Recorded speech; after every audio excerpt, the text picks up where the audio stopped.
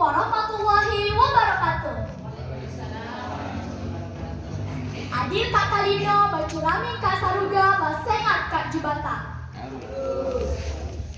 Saya Aileen Nuswarsani akan membawakan cerita yang berjudul Asal-usul Sungai Landang. Dahulu kala, di pedalaman Kalimantan Barat, hiduplah sepasang suami istri. Sang suami bekerja sebagai petani.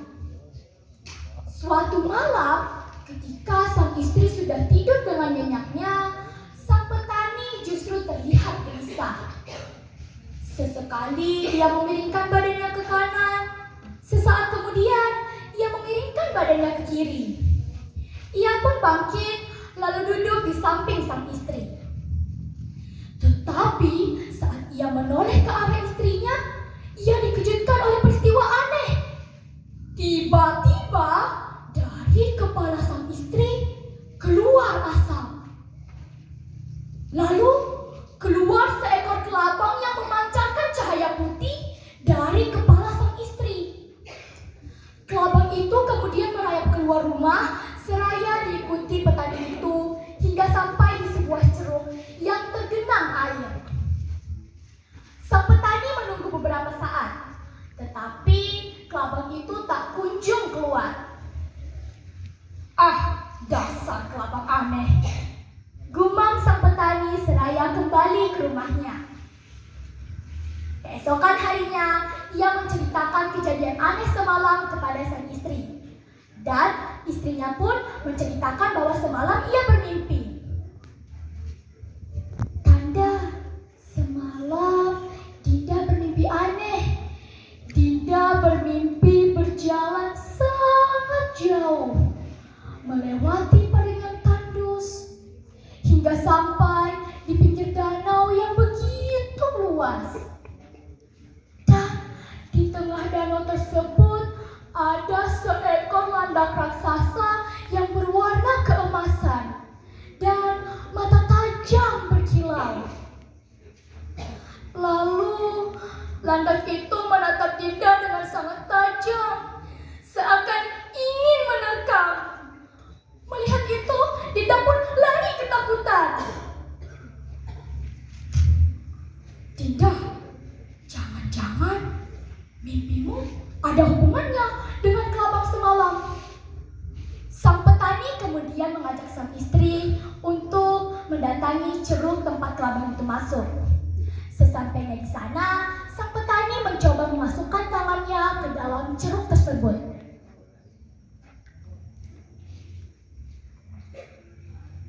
"Dinda, lihatlah, patung landak emas." "Wah, iya Kanda, matanya juga terbuat dari berlian. Ayo kita bawa pulang." Mereka pun membawa pulang patung landak emas itu, lalu menyimpannya di tempat yang baik dan aman. Malamnya, sang petani bermimpi didatangi oleh seekor landak raksasa, dan landak itu berkata, "Wahai Tuan, izinkanlah hamba tinggal di tempat kalian, maka hamba akan memberikan apapun yang kalian inginkan." Dengan cara menggosok-gosok kepala patung landak emas itu sambil mengucapkan mantra. Sang petani kemudian diajarkan 2 mantra oleh landak tersebut. Keesokan harinya, sang petani menceritakan mimpinya semalam kepada sang istri. Lalu mereka pun mencoba untuk meminta sesuatu kepada patung landak emas itu. "Shiwo, Shiwo, wahai patung landak emas, berikanlah kami beras." Dan alangkah terkejutnya mereka ketika melihat banyak beras keluar dari mulut patung landak emas.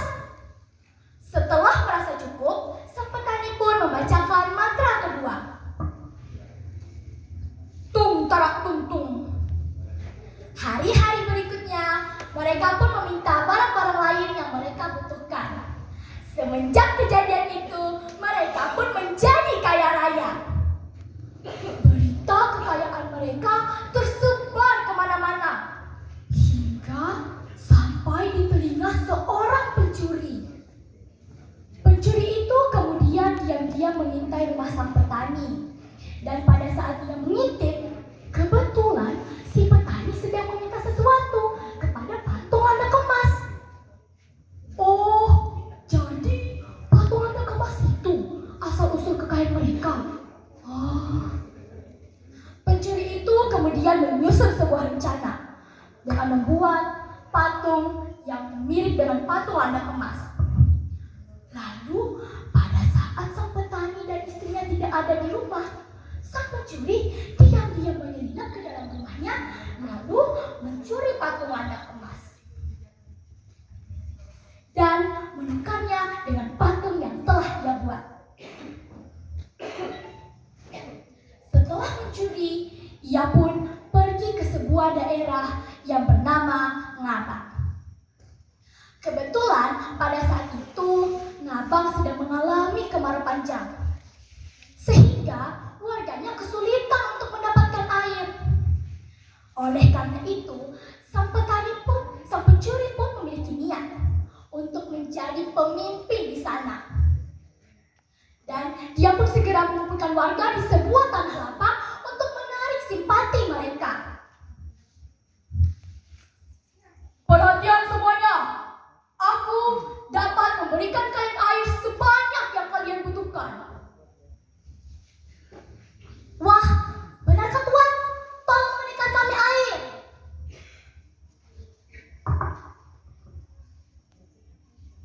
Shiwo, wahai patung anak emas, berikanlah kami air yang banyak.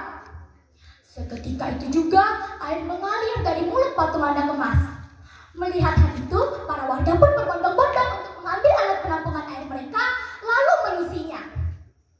Setelah merasa cukup, para warga pun meminta untuk menghentikan air tersebut. Tetapi, naasnya sang pencuri rupanya tidak tahu mantra kedua. Karena pada saat ia mengintip, ia hanya mendengar sang petani membacakan mantra pertama. Oleh karena itu, ia berusaha menutup mulut patung anak emas. Tetapi air semakin deras sehingga menenggelamkan tanah lapang itu. Para warga pun berlarian untuk menyelamatkan diri mereka masing-masing. Tetapi pada saat sang pencuri mencoba melepaskan patung anak emas itu, rupanya tangannya sudah melekat pada patung itu.